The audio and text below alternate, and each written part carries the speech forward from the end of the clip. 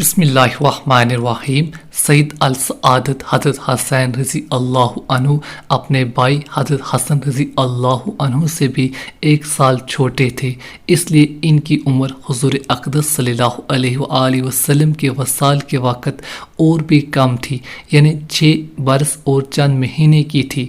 6 برس کا بچہ کیا دین کی باتوں کو محفوظ کر سکتا ہے؟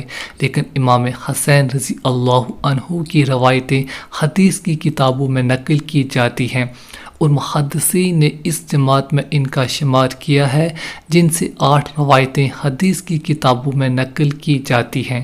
امام حسین رضی اللہ عنہ فرماتے ہیں کہ میں نے حضور اقدس صلی اللہ علیہ وآلہ وسلم سے سنا کہ کوئی مسلمان مرد ہو یا عورت، اس کو کوئی مصیبت پہنچی ہو، پھر وہ عرصے کے بعد یاد آئے، اور یاد آنے پر پھر وہ انا للہ و انا الیہ راجعون پڑھے، تو اس کو اس وقت بھی اتنا ہی ثواب پہنچے گا جتنا کہ مصیبت کے وقت پہنچا تھا۔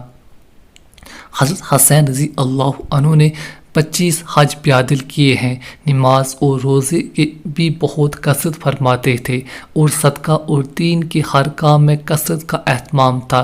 ربیعہ رضی اللہ عنہ کہتے ہیں کہ میں نے حضرت حسین رضی اللہ عنہ سے پوچھا کہ حضور اقدس صلی اللہ علیہ وآلہ وسلم کی کوئی بات آپ رضی اللہ عنہ کو یاد ہے؟ انہوں نے فرمایا ہاں، میں ایک کھڑکی پہ چڑھا جس میں کھجوریں رکھی تھی، اس میں سے ایک کھجور میں نے منہ میں رکھ لی۔ حضور اقدس صلی اللہ علیہ وآلہ وسلم نے فرمایا کہ اس کو پھینک دو، کہ ہم کو صدقہ جائز نہیں۔ حضرت حسین رضی اللہ عنہ سے حضور اقدس صلی اللہ علیہ وآلہ وسلم کا یہ ارشاد بھی منقول ہے کہ آدمی کے اسلام کی خوبی یہ ہے کہ بیکار کاموں میں مشغول نہ ہو۔ ان کے علاوہ اور بھی متعدد روایات آپ رضی اللہ عنہ سے منقول ہیں۔